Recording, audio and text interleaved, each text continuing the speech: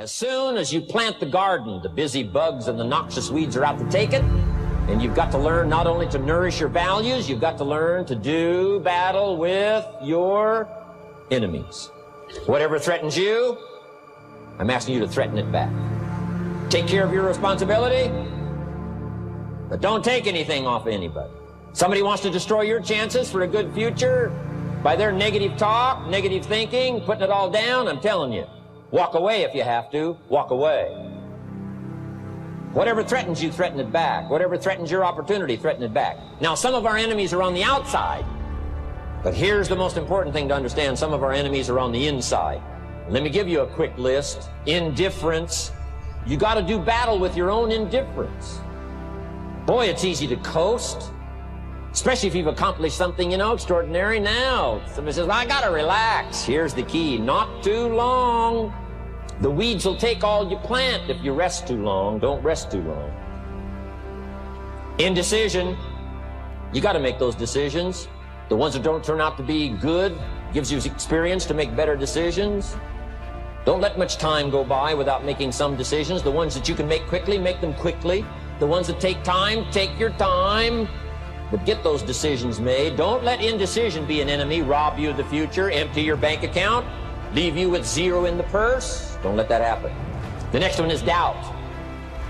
But I'm asking you not to pick up all those doubts.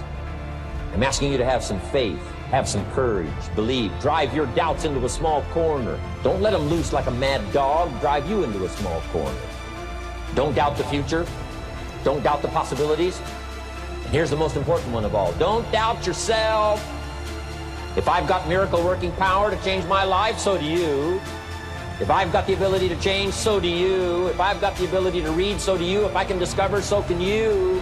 If I can grow, you can grow. If I can develop, you can develop. If I can get an invitation like I got 6 years ago, help take something around the world, so can you. If I can stand on this platform, Idaho farm boy raised in obscurity, so can you. I'm asking you, don't sell yourself short. Here's the next one, worry. I'm asking you to drive worry into a small corner. You got to worry some. All this negative stuff serves some purpose, but the key is for you to be the master, not the servant. But here's what I'm asking you to do. You be the master of worry. Drive it into a small corner. Don't let it loose. And I'm asking you to go home with some new faith and some new courage. I'm asking you, don't worry. Drive it into a small corner. We've all got concerns, and sometimes we all wonder, and sometimes there's a little crack of doubt. We worry a little, but I'm telling you, drive it into a small corner. Drive your worries into a small corner. A couple of more. Enemies of the mind you got to do battle with in the summer. One is pessimism, that tries to get you only to see the negative side. Of course, there's the negative side. Life is part negative. What else is new? If the glass is half empty, it is half empty. You say, well, I've been only taught to see that it's half full. Well, sure, it's half full. But it's also half empty. I mean, can't you handle that? I mean, that's not too difficult. But here's what pessimism would try to get you to do. Believe that it's only half empty. And when pessimism comes to your mind, you've got to educate pessimism, because pessimism is stupid. Learn from your own experience, right? So the call didn't go well, all the stuff. Guess what they did when they finished that call? They made another call. What else could we do to make it better? How could we possibly improve? This is called the possibility for life change. Starts with education. Don't be lazy in learning. Don't be lazy in picking up the ideas. Don't be lazy in learning from your own experience. One of the major reasons for setting goals is for what they make of you in achieving them. My teacher advised me when I first got started at age 25, he said, Jim, why don't you set a goal to become a millionaire? He said, it's got a nice ring to it, enough zeros to impress your accountant. And he said, I'm here to help you. You're only 25 years old. You've been to 1 year of college. You've got a beautiful family, every reason to do it. Why don't you set a goal to become a millionaire? And he said, here's why. And I thought, he doesn't need to teach me why. Wouldn't it be nice to have $1 million? He said, no, then you'll miss it. He said, here's why. For what it will make of you to achieve it.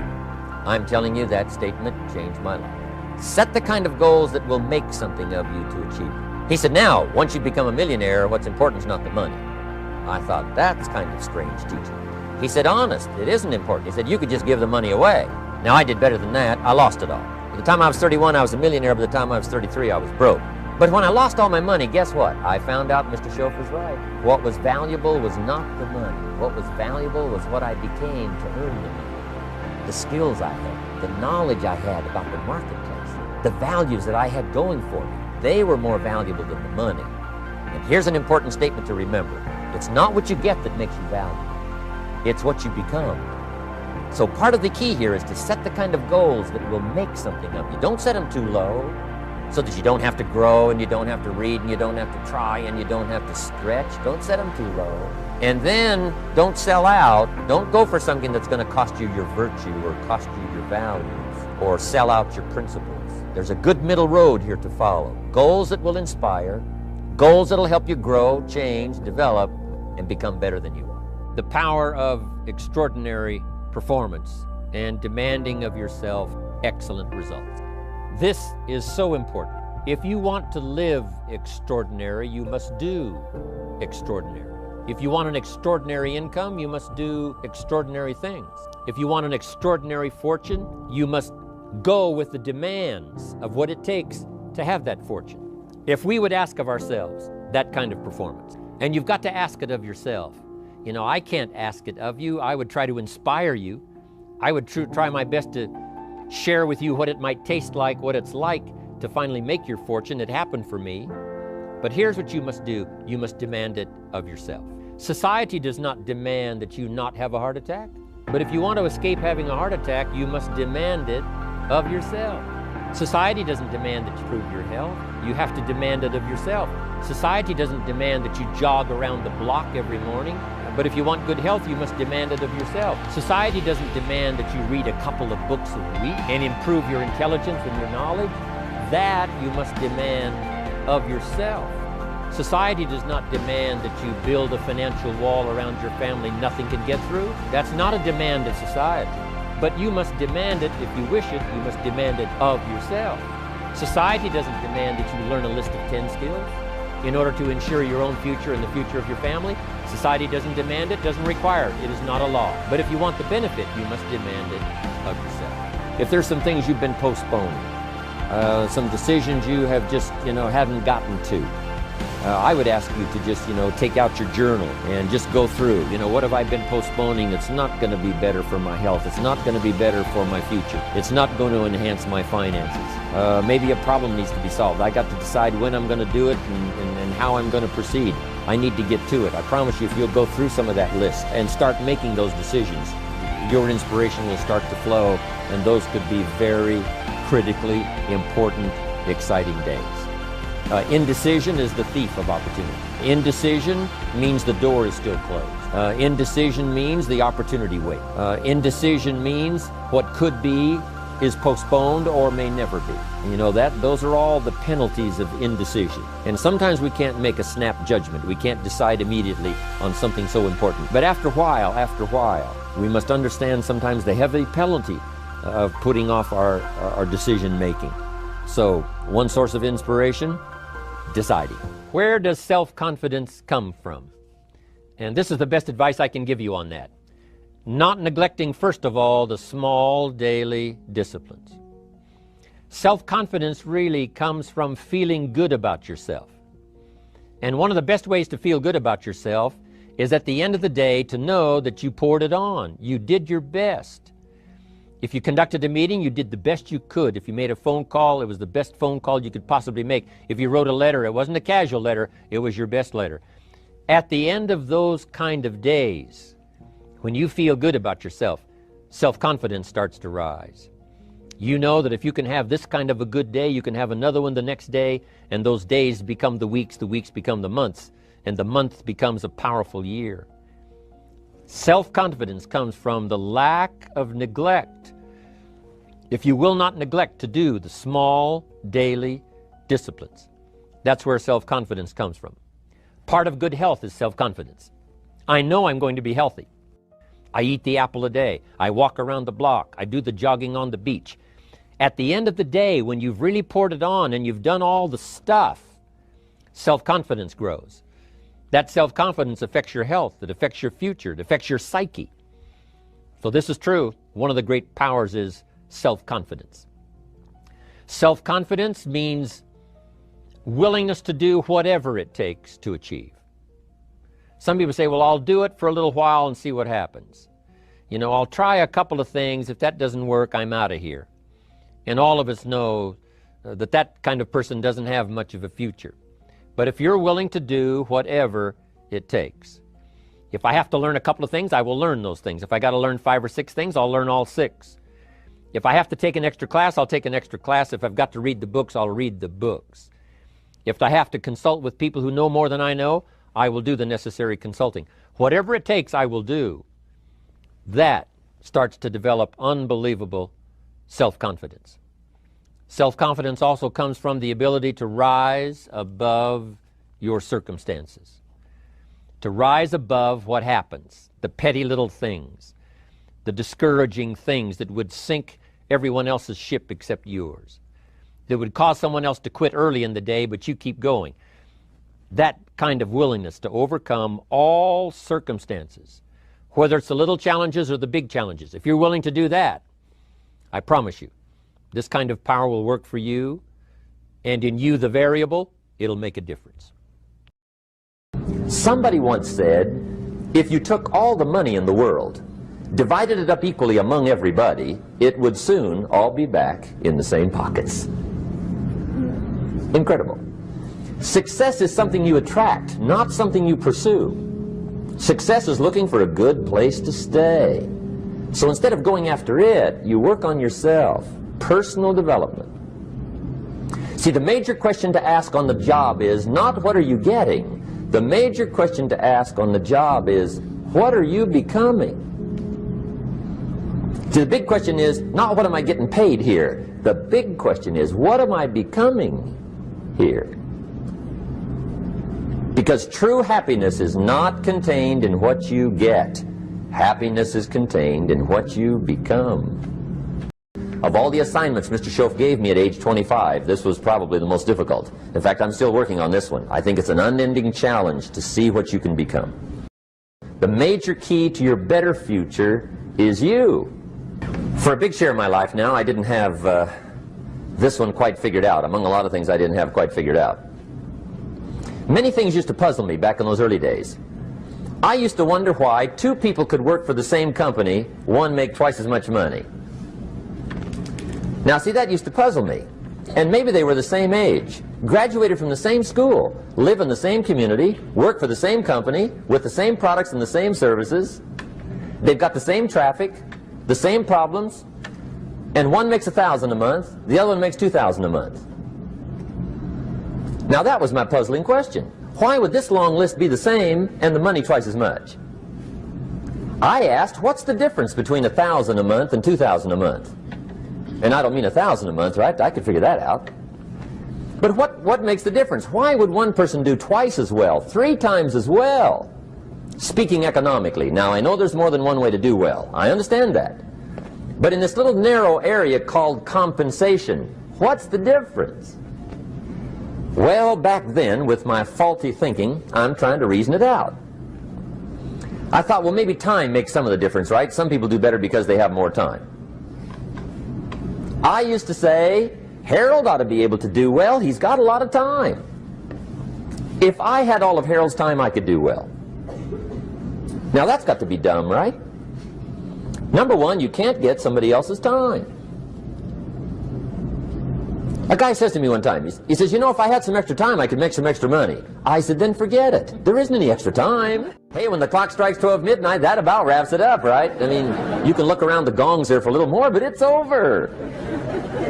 You say to the guy, what are you doing? He says, I'm looking for extra time. See, they'll come and take you away, right? There isn't any more time. Now, if you can't get more time, which you can't, what could you get more of that would make a difference in economic results? And here's the key word. Make it a part of your note. The word is value. And I have a little phrase for your notes. Value makes the difference in results. Value makes the difference. You can't get more time, but you can create more value. Now here's the first lesson of economics. Everybody should learn it from the time they're old enough to understand what a dollar means. How to earn one, how to get one, how to keep one, what to do with it. First lesson of economics. We primarily get paid for value. That's lesson one. Bringing value to the marketplace, that's how you get paid. You don't get paid for the time. I know it takes time to bring value to the marketplace, but you get paid for the value, not the time. Now, since that's true, here's one of the key questions of the evening. Is it possible to become twice as valuable at the marketplace and make twice as much money in the same time? Could you become 3 times as valuable? Make 3 times as much money in the same time? Is that possible? The answer is yes, if. And it's always if, right? Life is known as the big if. Harry Truman once said, life is iffy. How true. And here's the big if we're going to consider it tonight. It's possible to do much better at the marketplace if you go to work primarily on yourself. Learning to work primarily on yourself. People have asked me for the last 24 years, how do you develop an above-average income? And the answer is, become an above-average person.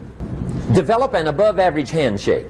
Some people want to be successful, they don't even work on their handshake. As easy as that would be to start on. They let it slide, they don't understand. Develop an above-average smile. Develop an above-average excitement. Develop an above-average interest in other people. Develop an above-average intensity to win. See, that'll change everything. Probably one of the most frustrating experiences in life is looking for an above-average job with above-average pay without becoming an above-average person. It's called frustration. And Mr. Schoaf gave me probably the greatest clue he gave me when I first met him. He said, Jim, if you want to be wealthy and happy the rest of your life, just learn this lesson well. He said, learn to work harder on yourself than you do on your job. Then Mr. Schoaf gave me probably one of the most important clues among so many things he taught me, but this was in those early days.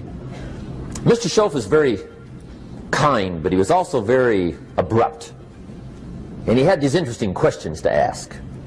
I'm giving him a little rundown one day on how things hadn't worked out for me. He said, Mr. Rohn, I've got the answer for you if you will listen carefully. And listen carefully I did that day and for the next 5 years. If somebody's wealthy and happy, you gotta listen. He said, Jim, I've only known you a short time, but he said, it's already my honest opinion that for things to change for you, you've got to change. That wasn't quite the answer I was looking for. But that's the answer he gave me, and I pass it along to you. For things to change for you, you've got to change. Otherwise, it isn't going to change. Before I met Mr. Schoaf, I used to say, I sure hope things will change. Right?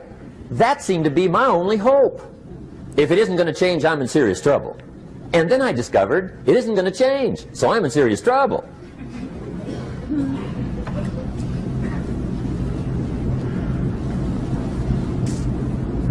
See, I can tell you what the 80s are going to be like. You have dropped into the right place. I did a seminar one time for Standard Oil executives and management in Honolulu. And we're having a conference one day on this big conference table. And one of them said to me, Mr. Rohn, you know some fairly important people halfway around the world. What do you think the 80s are going to be like? I said, gentlemen, I do know the right people. I can tell you. So they all listened very carefully. And I said, gentlemen, based on my wide experience, I can really honestly say to you, in my opinion, in the 80s, it's going to be about like it's always been. Aren't you glad you came? That's inside. I don't pass that around just everywhere.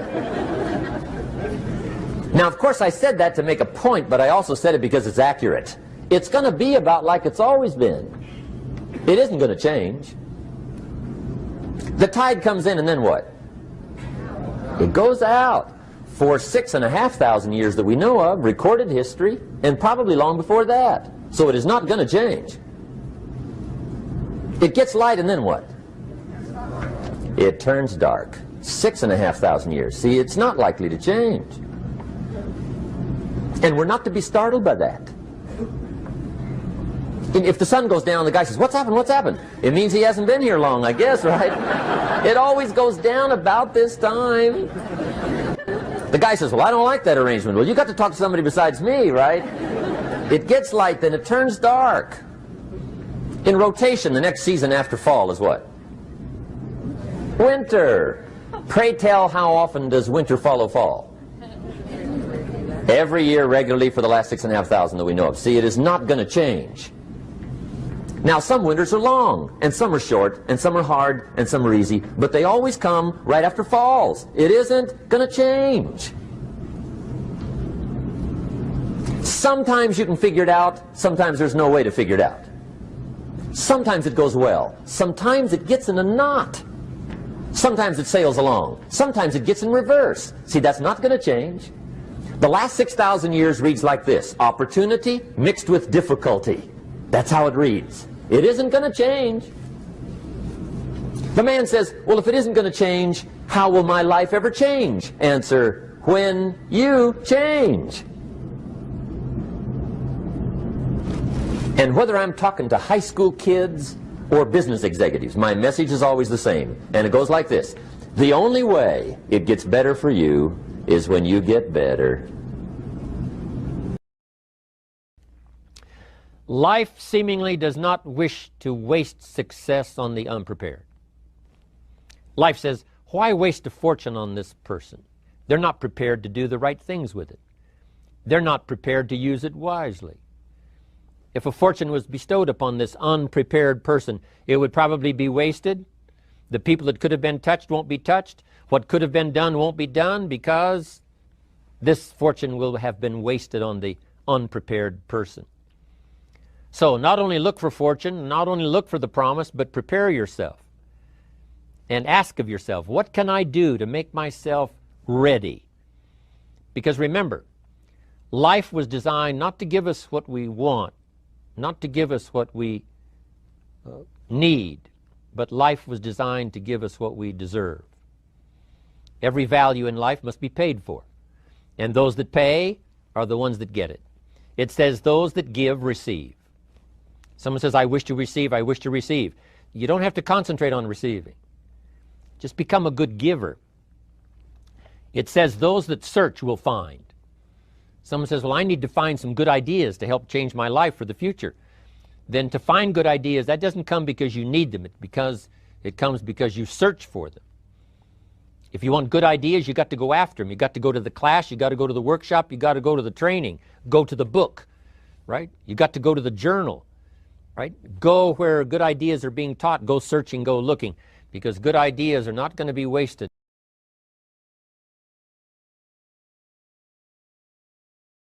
So, prepare yourself to be ready for fortune when it comes, to be ready for challenge when it comes, to be ready for opportunity when it comes. Opportunity comes along and passes by the person that is not well prepared. I want to prepare myself this year for next year. Yes, I wish to be effective this year, but I'm also thinking of ways, how could I be better? How could my ideas be more powerful? How could they be sharper, more clear? How could I reach some people next year that I perhaps can't reach this year? I haven't reached deep enough into my own soul to affect some people.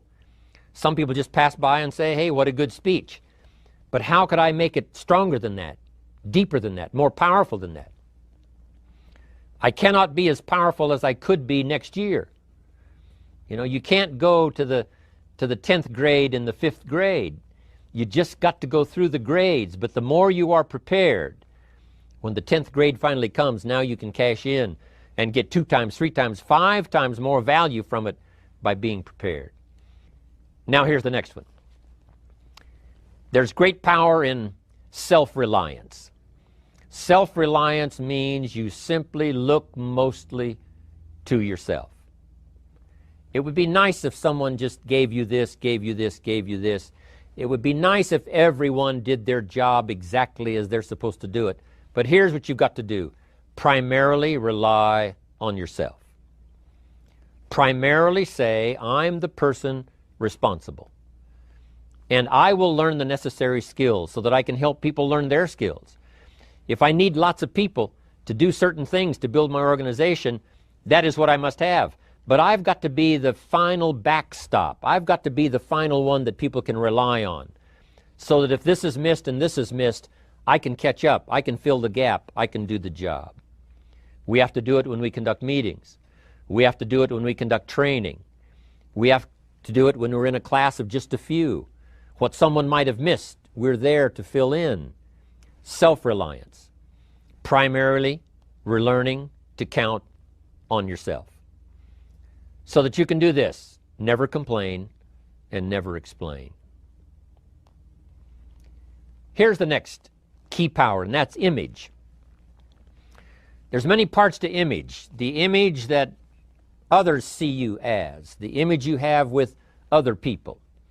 And it's very important how other people see you. If they don't see you as a leader, chances are they won't pay attention. If they don't see you as being in control, chances are they won't have the trust. If they don't see you as knowing where you're going, what you want to accomplish, they probably won't follow. But if people can see you, if you have the image of someone that's in charge, in control of your life, your future, your destiny, in control of the situation, if they see that, that kind of image is powerful. It helps to win the day. It attracts other people. People want to be around people that are in control, that are powerful, but they know how to use their power, influential, but they know how to use their influence. That kind of image is important. But here's a very important image, and that is your image of yourself. The way you dress, the way you talk, the way you think, your capacity for learning, all of that is an important image that you have of yourself. The image that you have that if it needs to be learned, you could learn it. If there's a book that needs to be mastered, you could master it. If there's a skill that needs to be learned, why couldn't you get busy now and learn that skill? That kind of self-image, that I am continually trying my best to be the best I can. Because one of the most important places you have to look is into the future, yes. You've got to look into the past, yes. You've got to look around, yes. But one of the most important places you have to look is in the mirror. You know, how I appear to other people, that's important. But how I appear to myself is the ultimate importance. That kind of image, to where you'll develop the self-confidence, you'll develop the self-reliance. Now here's another one. The next word is character. Becoming a person of high values, a person of principles, a person of honesty, a person that earns respect. That kind of character. So this is important, to develop the character within yourself, that people see you as honest, as fair, willing to do the right thing, willing to be helpful, but always willing to walk the center line, not to pass the line. Now here's another one. It's called self-discipline. Self-discipline, all of us have a challenge with that. Because sometimes it's easy, and especially if you're working hard, doing the best you can, it's easy sometimes to let up and let it go.